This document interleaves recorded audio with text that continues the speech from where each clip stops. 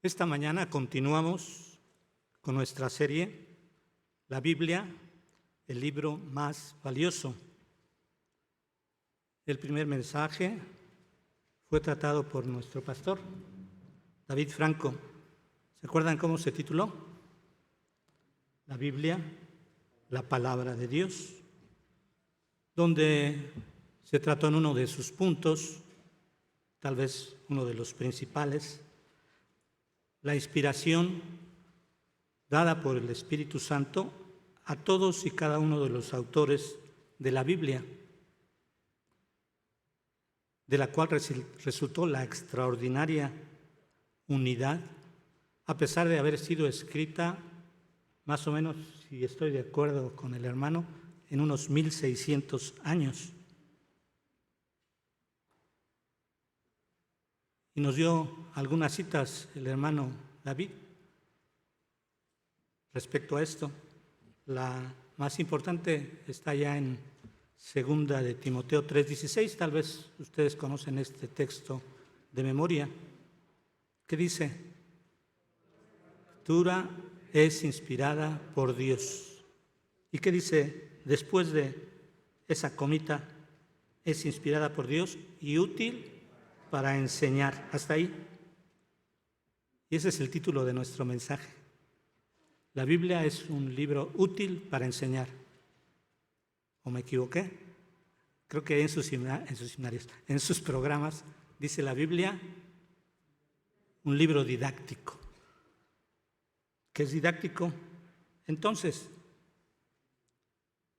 según el diccionario de la Real Academia Española, didáctico es perteneciente o relativo a la enseñanza o propio, adecuado, con buenas condiciones para enseñar e instruir.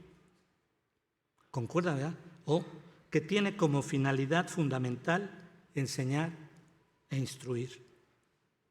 No hay duda, la palabra de Dios es útil para enseñar e instruir. Pero les diré que sirve para mucho más, porque la palabra de Dios es fructífera. Alguna vez hablaremos de ese punto también. ¿Se ha preguntado usted, amigo, hermano, cuán diferente sería el mundo en que vivimos si no tuviéramos la Biblia? La poderosa influencia de las Escrituras afecta, yo diría, todas y cada una de las facetas de la vida humana. El contenido de la Biblia ha suplido temas para poetas, artistas, compositores que han hecho obras que no se hubieran hecho si no existiera la Biblia. Destrúyase piezas musicales, por ejemplo, tan sublimes como el Mesías o Elías, y se habrá sacado de la música algo que nunca se podría reemplazar. Si se borrara de la literatura escrita por autores como Dante, Milton o Miguel de Unamuno, se habría eliminado toda referencia a las verdades morales y espirituales que enseña la palabra de Dios, y se habrían quitado esos libros que ellos han escrito tan bellos. Si quitáramos de las paredes de museos y galerías las pinturas y esculturas incomparables de la vida de Israel, de la vida de nuestro Señor Jesucristo, se habrían eliminado joyas del genio humano. Piense usted en las pinturas de la Capilla Sixtina, la escultura de David, etc. La Biblia ha sido el factor más poderoso para forjar el progreso moral de la raza humana. Si se quitaran de los libros de derecho toda ley que se basa en los 10 mandamientos y en las Escrituras, se habría eliminado la piedra angular del derecho en la civilización moderna. Pero todo esto que he dicho no es una opinión personal solamente. Es también la opinión estudiada y dictaminada de grandes hombres, incluso hombres que no abrazan la fe cristiana. Por ejemplo, Benjamin Franklin dijo a un joven: mi consejo para ti es que cultives una familiaridad con las Sagradas Escrituras. Thomas Jefferson dijo: he dicho y siempre diré que el estudio concienzudo del volumen sagrado hará mejores ciudadanos, mejores padres y mejores esposos. Napoleón Bonaparte opinó, y creo que es muy exacta su opinión, a pesar de que no era creyente: la Biblia no es un libro común y corriente, sino una criatura viviente que tiene un poder único que conquista a todo el que se le opone. Como veremos más adelante, tenía mucha razón Napoleón. Todos ellos creían en la importancia de la Biblia para el desarrollo social y cultural. La Reforma Protestante que celebramos en este mes de agosto, que la Sociedad Bíblica de México la ha titulado el mes de la Biblia, ¿verdad? La Reforma tuvo uno de sus principales ejes, el dar a conocer la Biblia a todos. Por eso, un símbolo de esto es tener una Biblia abierta, que significa que todos pueden leerla, estudiarla y examinarla. Y es más, el primer artículo de fe de esta iglesia se refiere a la Biblia. Como dice el primer artículo, creemos que la Biblia es la palabra de Dios, es la regla de fe y práctica, y los hombres serán juzgados por ella. Conocer, comprender y obedecer la palabra de Dios es un asunto de máxima importancia para el creyente. Si usted no le ha dado esa importancia a las Escrituras, mi oración en esta mañana es que el Señor le hable y le haga ver la importancia de hacerlo. Y no se trata solo de leer pasajes selectos que nos agradan. Por ejemplo, a muchos nos agradan los salmos o las historias bíblicas. No, sino es leer toda la Biblia, de pasta a pasta, diría alguien. No le voy a pedir a usted, para indagar algo, si haya leído toda la Biblia una vez, 2 veces. Yo sé que hay aquí personas que le han leído más de 2 o 3 veces, pero tampoco quiero avergonzar a aquellos que no han leído toda, o ni siquiera a lo mejor uno de sus 66 libros. Alguien podría decir respecto a esto: pues yo comencé, hermano, a leerla, pero me quedé por ahí por números, ¿verdad? De allí no pude pasar. Es bastante difícil números porque, como su nombre lo indica, hay muchos datos allí que a veces nos parecen intrascendentes. No dudo que hay ciertos pasajes difíciles, estériles, diríamos, pero también sé que toda la Escritura es inspirada. Y por algo, ese pasaje oscuro, difícil, está en la Escritura.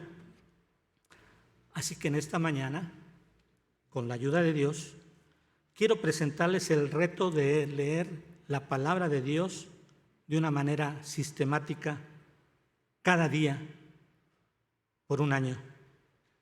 Y al terminar ese año, poder decir, he leído la Biblia completa.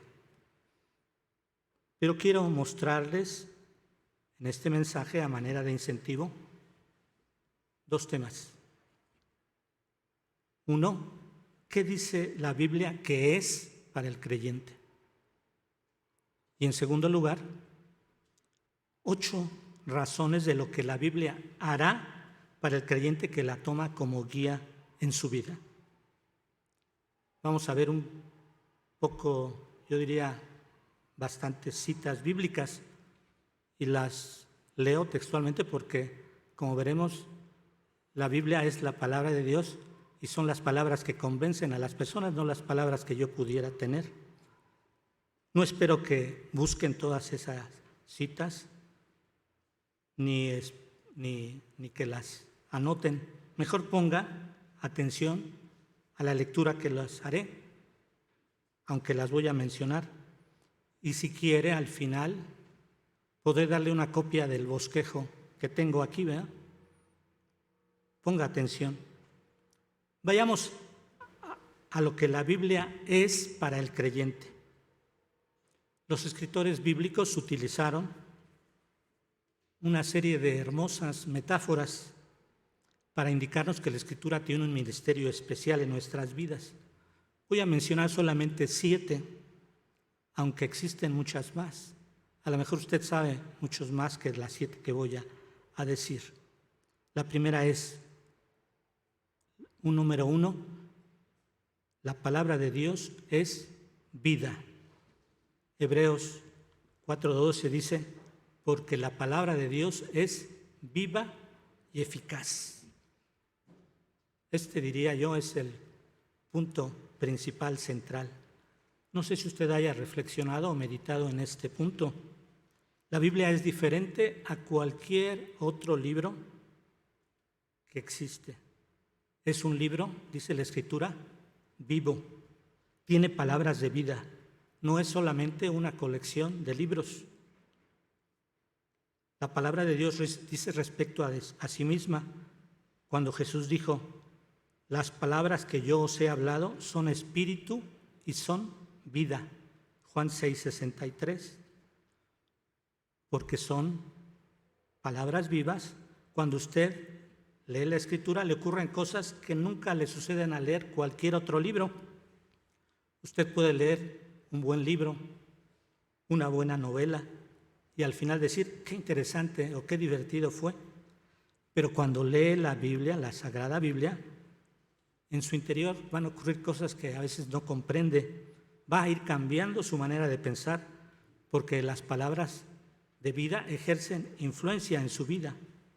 La Biblia incluso también dice que vivirá para siempre, es eterna, dice Pedro, por la palabra de Dios que vive y permanece para siempre. Primera de Pedro 1:23. La palabra de Dios está tan viva hoy como lo fue en el día en que fue pronunciada, y vivirá hasta aunque después de que nosotros existamos, sin disminuir nada en su vida. Jesús mismo dijo en su sermón profético allá en Mateo 24, el cielo y la tierra pasarán, pero mis palabras no pasarán. Isaías escribió, sécase la hierba, marchítase la flor, mas la palabra del Dios nuestro permanece para siempre. Isaías 48. Cuando leemos este libro, estamos leyendo un libro que empezó a vivir por inspiración divina y sigue vivo hoy. Es un libro lleno de vida. Cuando leemos este libro y guardamos sus palabras en nuestro corazón, literalmente estamos tomando las palabras de vida que Dios dio. Amén. Pero la Biblia también es un espejo. Santiago 1:23 y 24 dice, pero si alguno es oidor de la palabra, pero no hacedor de ella, este es semejante al hombre que se considera en un espejo su rostro natural, porque él se considera a sí mismo y se va, y luego olvida cómo era.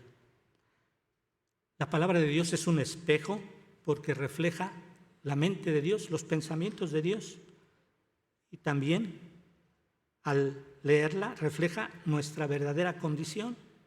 Por eso cuando leemos la Biblia y nos vemos reflejados, a veces pensamos, ¿soy yo este? Pero la Biblia, número 3, la palabra de Dios es un martillo. ¿Alguna vez has sentido un golpe, un martillazo al leer la Biblia? Rompe los corazones de piedra. La Escritura dice, no es mi palabra, dice Jehová, como martillo que quebranta la piedra. Jeremías 23:29. La Biblia es un martillo porque tiene la capacidad tanto de derribar como de edificar. Número 4, la palabra de Dios es agua. Dice Efesios 5:25 y 26, Cristo amó a la iglesia y se entregó a sí mismo por ella para santificarla, habiendo purificado en el lavamiento del agua por la palabra. A la Biblia se le compara con el agua por su capacidad y su propiedad para limpiar, apagar la sed y refrescar. ¿Ha sentido eso cuando lee la Biblia? Le refresca el alma. Número 5, la palabra de Dios es semilla. Primera de Pedro 1:23, siendo renacidos no de simiente corruptible, sino de incorruptible, por la palabra de Dios que vive y permanece para siempre. La Biblia es una semilla porque una vez que es plantada apropiadamente, produce vida, crecimiento y luego fruto. Recuerde la parábola del sembrador, ¿verdad? ¿Cuál era la semilla? La palabra de Dios. Número 6, la palabra de Dios es fuego. El profeta Jeremías dijo respecto a predicar la palabra de Jehová, Jeremías 29, y dije, no me acordaré más de él. Se estaba refiriendo a lo que Jehová le decía, ni hablaré más en su nombre. No obstante, había en mi corazón como un fuego ardiente metido en mis huesos. Traté de sufrirlo y no pude. Tenía que predicar. A la palabra de Dios se le llama fuego debido a su capacidad para juzgar, purificar y consumir. Y número 7, la palabra de Dios es una lámpara. Lo acabamos de leer, ¿verdad? Lámpara es a mis pies tu palabra y lumbrera a mi camino. La Biblia es una lámpara debido a que nos muestra dónde estamos y nos guía al siguiente paso, guardándonos para no caer. Estas son apenas 7 ilustraciones que nos dan las Escrituras de lo que es la Biblia. Como ya dije, hay muchas más, pero estas nos ayudan a comprender la importancia, preciosidad, valor de la maravillosa palabra de Dios. Una vez tratado el primer punto, pasemos a considerar 8 razones de lo que la Biblia hará para el creyente que la toma como su guía en su vida. Número 1, producirá crecimiento espiritual. Usted me preguntará, ¿cómo es eso de que leyendo crezco espiritualmente? Pues le voy a decir eso precisamente. No hay ninguna manera humana de crecer en la fe sin la lectura y el estudio personal y disciplinado de la palabra de Dios. Usted podrá argumentar, bueno, hermano, yo estoy aquí oyendo su mensaje y ya tomé mi clase de escuela dominical hoy. Bueno, le diré, lo felicito, me alegro por eso. Prefiero a que venga cada día, escuche el sermón y tenga su clase. Pero esto es un complemento a su lectura y estudio personal de la Biblia. ¿A poco usted come nada más cada 8 días? No, ¿verdad? Come diariamente y 3 veces. ¿Qué dice la Biblia? Primera de Pedro 2:2. Desead como niños recién nacidos la leche espiritual no adulterada, para que por ella crezcáis para salvación. ¿Está usted creciendo en el Señor? ¿Hay evidencia de su desarrollo espiritual? Pablo le escribió a Timoteo, toda escritura es inspirada por Dios y útil para enseñar, para corregir, para instruir en justicia, a fin de que el hombre de Dios sea perfecto, enteramente preparado para toda buena obra. Segunda de Timoteo 3:16 y 17. Analicemos un poquito estos 2 versículos. En primer lugar, nos dice que la palabra es útil o provechosa para enseñar. Didáctica hemos dicho, ¿verdad? Esto quiere decir que nos muestra, nos señala el camino correcto por el que debemos de ir. Luego dice que es útil para redarguir. ¿Sabe usted qué significa redarguir? Nos convence con argumentos. Nos convence con argumentos cuando salimos del sendero correcto. Luego dice que es útil para corregir. Nos muestra cómo volver al camino del que hemos salido. Y finalmente dice que es útil para instruir en justicia. Nos señala de manera positiva cómo quedarnos en el camino correcto en el futuro. Así es como se crece, hermanos. No siempre sin desvíos. Hay curvas en el camino. Por ahí hay un libro que se titula así. No somos criaturas, los cristianos, perfectas. Estamos creciendo, ¿verdad? Vamos a cometer errores. A veces comenzamos a desviarnos un poco, pero si somos sensibles a la palabra de Dios, no nos va a costar trabajo regresar al camino correcto. Pero si uno se aleja de Dios porque no se le oye hablar por medio de su palabra, muy pronto nos habremos desviado y nos estaremos alejando del sendero del Señor. Yo creo que usted como creyente no quiere eso.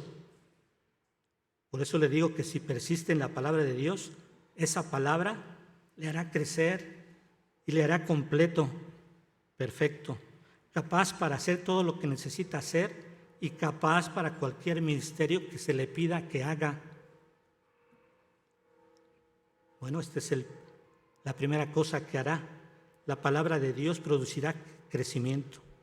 Y es una gran razón para no dejar de estudiar y leer la Escritura. En segundo lugar, la Biblia proveerá limpieza para su vida. Usted sabe que estamos en un ambiente tóxico. Bueno, tóxico es una palabra muy usada en la actualidad, ¿eh? Pero yo no estoy hablando de propiedades físicas. Estoy hablando de la toxicidad espiritual. Por todas partes, alguien está tratando de meter en nuestro corazón y en nuestra vida algo para erosionar nuestra relación con el Señor. ¿Cómo vamos a limpiarnos de esa toxicidad, de esas toxinas? ¿Cómo impide usted que su vida sea abrumada por la toxicidad del mundo en que vivimos? Jesús les dijo, Juan 15:3, ya vosotros estáis limpios por la palabra que os he hablado. La palabra de Dios limpia nuestro corazón. Es como una diálisis espiritual. Usted introduce la palabra de Dios y la palabra echa fuera la toxicidad que usted ha acumulado del mundo y le limpia. David escribió, ¿con qué limpiará el joven su camino? Con guardar tu palabra. Salmo 119:9. Y es más, el Señor Jesús oró para que esto fuera realidad en la vida de cada uno de sus discípulos. Juan 17:17 dice, santifícalos en tu verdad. ¿Cuál es la verdad? Tu palabra es verdad. Así que la Biblia no solo va a producir crecimiento espiritual y limpieza en su vida. Veamos la tercera razón. Evitará que usted peque. ¿Lo sabía usted? Usted tal vez diga, o tal vez esté pensando, hermano, ¿quiere decir que si leo la Biblia ya no voy a pecar por lo que resta del año si empiezo a leerla bien hoy? No he dicho eso, hermano. Lo que dije es que si usted se dedica realmente a la palabra de Dios, no pecará tanto como lo hará si no lo hace. La palabra de Dios evitará que usted peque. ¿Qué dijo el salmista? Salmo 119:11. En mi corazón he guardado tus dichos para no pecar contra ti. ¿Cómo funciona esto? Mientras más estudie usted la palabra de Dios, más sensible será respecto a las cosas que pueden descarriarlo. Será difícil que si usted está en esa sintonía, dedicando un tiempo cada mañana al estudio de la Biblia y a orar, luego usted al salir de su día empiece a violar los principios que sabe que son la verdad de Dios. La palabra empezará a darle el poder para hacerlo debido en situaciones complicadas o difíciles que tenga en su día. Salmo 119:133 dice, ordena mis pasos con tu palabra. y ninguna iniquidad se enseñoree de mí. Mientras más nos dediquemos a la palabra y la comprendamos, más nos ayudará ella a mantenernos lejos de las cosas que nos pueden destruir. En todas las iglesias, y esta no es la excepción, hermanos, hay tragedias. Algunas se saben y la mayoría no. Hay tragedias en las relaciones personales, en las familias, situaciones difíciles en trabajos, y estas se resuelven de diferentes formas. Aquí en nuestra iglesia tenemos consejería pastoral, con nuestros hermanos David, Gustavo y Rubén. Si usted luego quiere concertar una cita, puede hacerlo, le van a ayudar. Pero, ¿saben lo que he aprendido con los años con respecto a estas situaciones? Estos problemas no ocurren la mayoría de las veces en un periodo breve. No ocurren de la noche a la mañana. Suceden en un periodo largo de tiempo. Y una de las cosas que se hallan al rastrear esta situación, esta erosión, es el descuido de la palabra de Dios. No dedicar tiempo para estar con el Señor. Es un principio de la larga caminata que nos va alejando de Dios. No permita a usted que eso le suceda. No permita que tenga un periodo largo de tiempo en su vida sin la palabra de Dios. La Escritura le evitará que caiga en la senda del pecado. Número 4, le protegerá contra Satanás. ¿Lo sabía? La palabra de Dios es la mejor protección que usted tiene contra el diablo. Estamos en una guerra espiritual, ¿lo sabía también? Satanás anda alrededor del mundo, a lo mejor aquí mismo, tratando de atraparle, tratando de hacerle caer. Quiere ahogar su influencia. Anda, como dice la Biblia, como león rugiente, buscando a quien devorar. Estas palabras quieren decir que Satanás quiere atraparle y sofocar toda influencia que usted pueda tener. ¿Han visto cómo el león atrapa a su presa? La atrapa del cuello y le ahoga. Así al cristiano le atrapa del cuello y ya no le deja hablar de Cristo. No le deja dar testimonio o destruye su testimonio. ¿Cuántos no hemos conocido a personas sobre quien Satanás ha puesto sus garras y ha sofocado toda influencia que en el nombre del Señor ejercían? Los ha arruinado. Y es lo que Él trata siempre de hacer. ¿Y cómo vamos a protegernos de Satanás? Permítame traerle nuestro modelo de vida. ¿Quién es nuestro modelo de vida? El Señor Jesucristo, claro. Cuando Él fue llevado al desierto y fue tentado, ¿cómo hizo frente a la tentación? ¿Recuerda? Satanás le presentó 3 tentaciones. Sembró la duda en 3 ocasiones. Sembró la duda respecto a la provisión de Dios, el pan, respecto a la protección de Dios, dejarse caer de lo más alto, y respecto a la promesa de Dios. Todo esto te daré si postrado me adorares. ¿Cómo respondió Jesús? Número 1, Mateo 4:4, al pan, la tentación del pan. No solo de pan vivirá el hombre, sino de toda palabra que sale de la boca de Dios. A la segunda tentación, dudar de la protección de Dios. Escrito está también, no tentarás al Señor tu Dios. Y en la última, respecto a la promesa, vete, Satanás, porque escrito está, al Señor tu Dios adorarás y a Él solo servirás. Mateo 4:10. ¿Cómo luchó Jesús contra el enemigo? Con la palabra de Dios. Para aquellos que empiezan a leer la Escritura y se atoran allí en el Pentateuco, permítame darles a ellos una palabra de aliento. Todas las citas de Jesús para vencer al diablo, ¿de qué libros son? Levítico.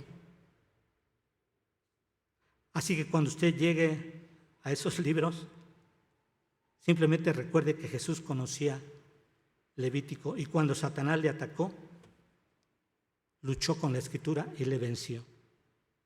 Si usted conoce la palabra de Dios, pone a Satanás en desventaja porque va a tener el poder de la palabra.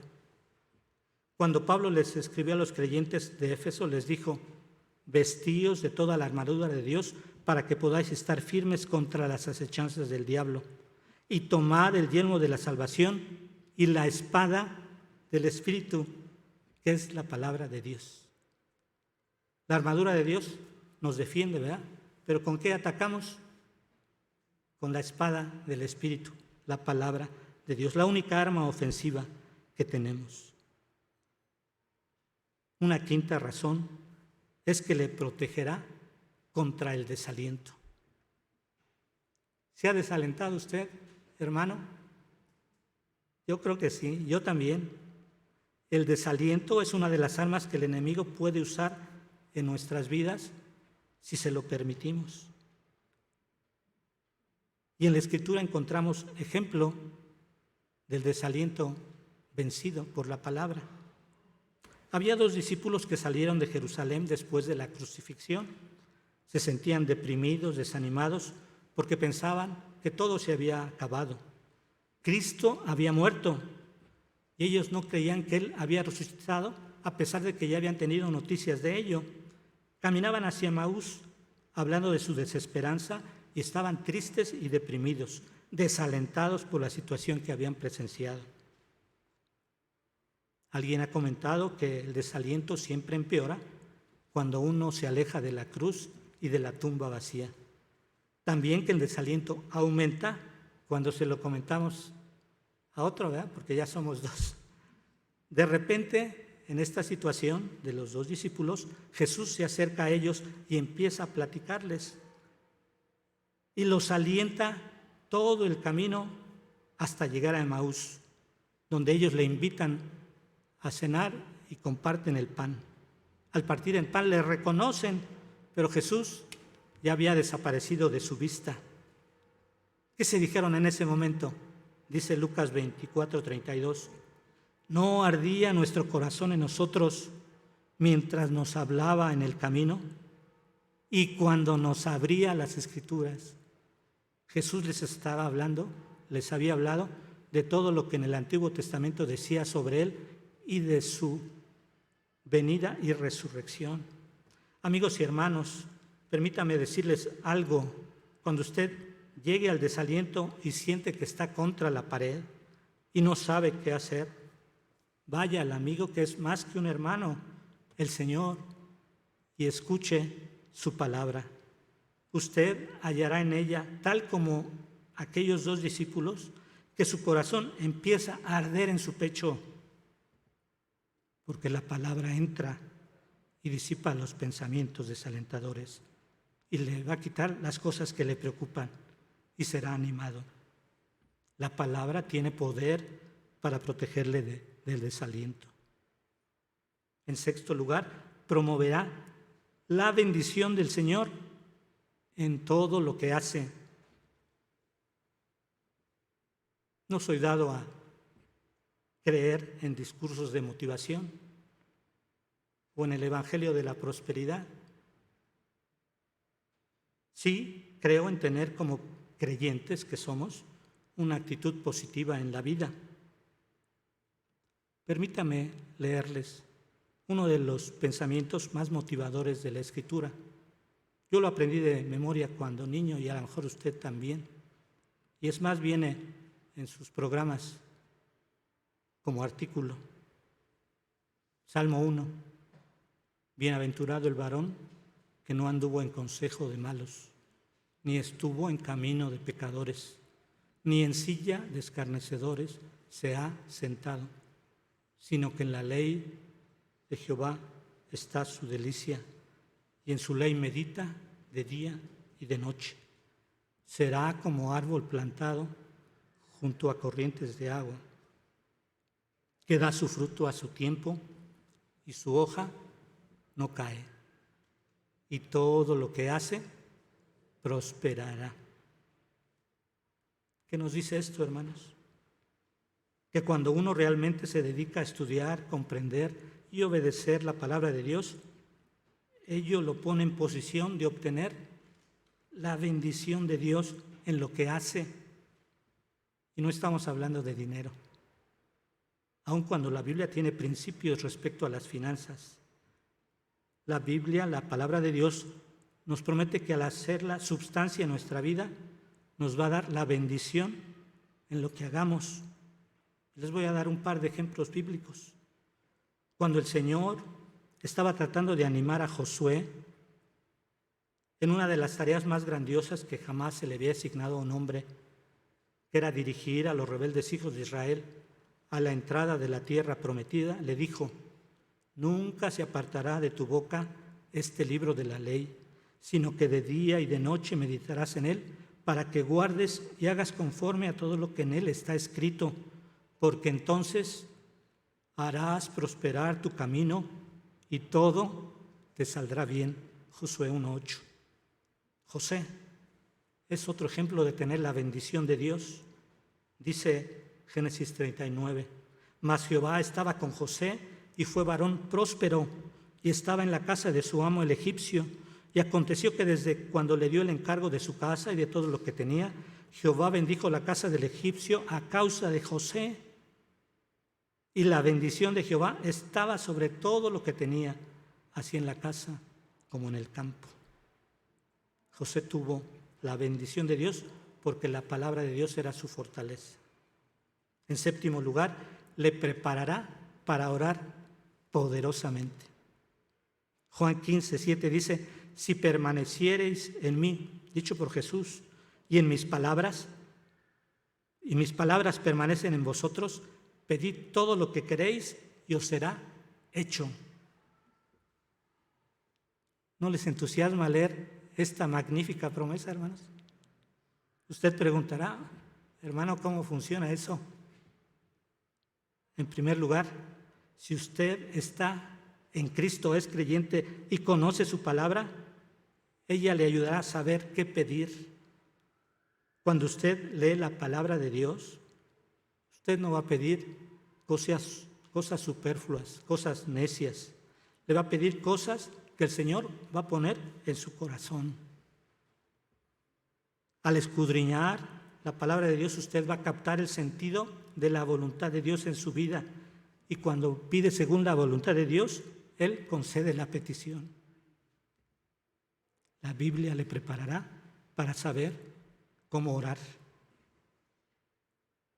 Todo esto que he dicho, estos 7 puntos, son para creyentes que tal vez, como algunos de ustedes, necesitan un empujón para dedicarse a leer la palabra de Dios.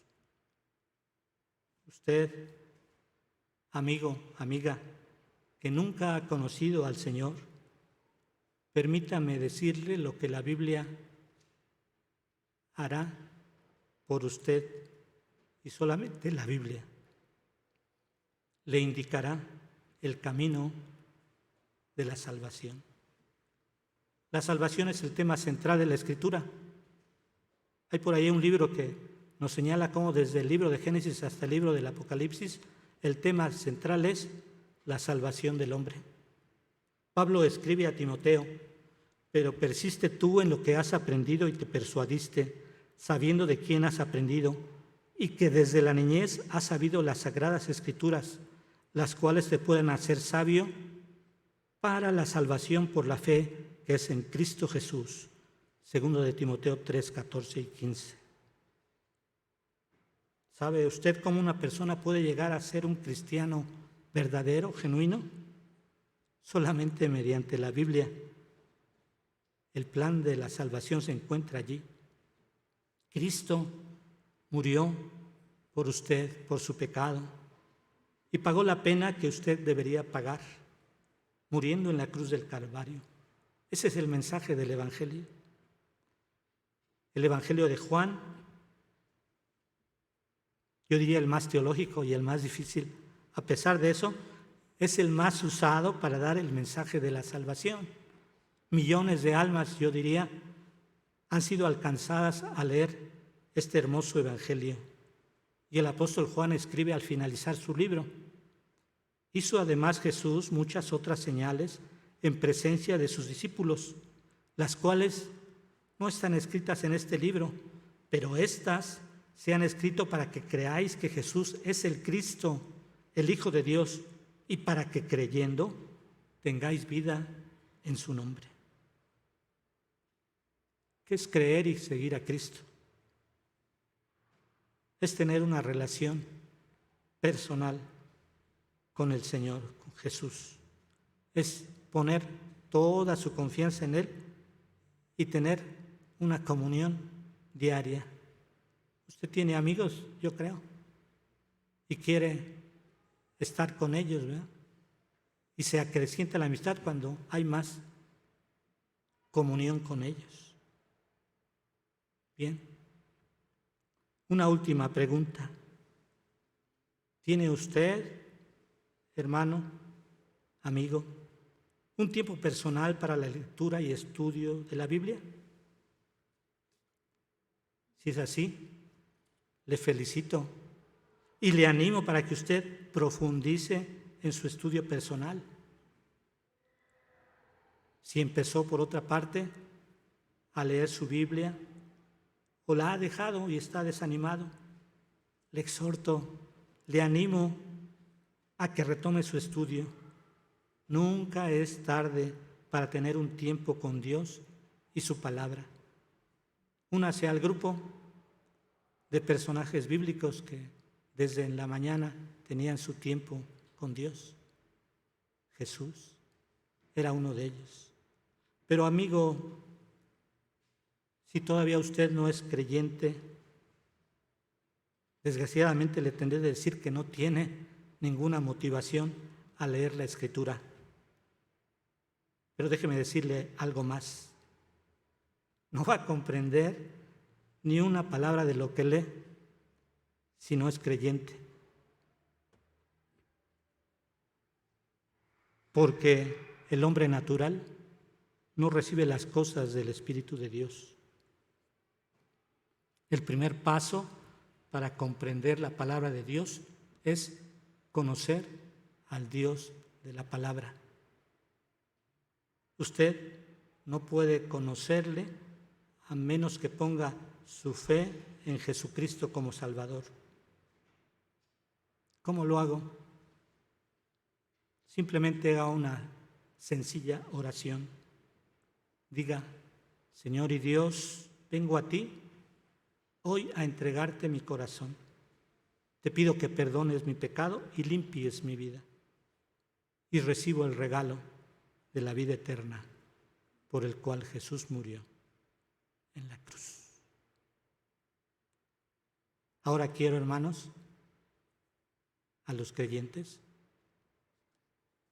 seguir con este reto. El hermano Gustavo me trajo algunos de estos que son, diría, guías de lectura diaria de la palabra. Es uno de los muchos métodos. A lo mejor si usted va a una librería, podrá comprar lo que se llama el pan diario. Y hay más. Solamente he dado estos dos ejemplos. Si usted en esta mañana quiere comprometerse, no conmigo, ¿verdad?, pero sí con Dios, de empezar o de retomar su estudio, uno de los sugieres tiene algunos, porque en la mañana repartimos más de estas guías de lectura. Si quiere levantar la mano o cuando salga, no sé si por ahí esté la hermana Ujier, a quien le di, ¿no le puedes llamar Paco? Si usted quiere un folleto de estos, normalmente aquí dice que se van a leer 2 capítulos del Antiguo Testamento y uno del Nuevo Testamento, uno de Salmos y uno del libro de Proverbios. Y al final del año, si usted es constante y persistente, podrá decir: he leído toda la Biblia.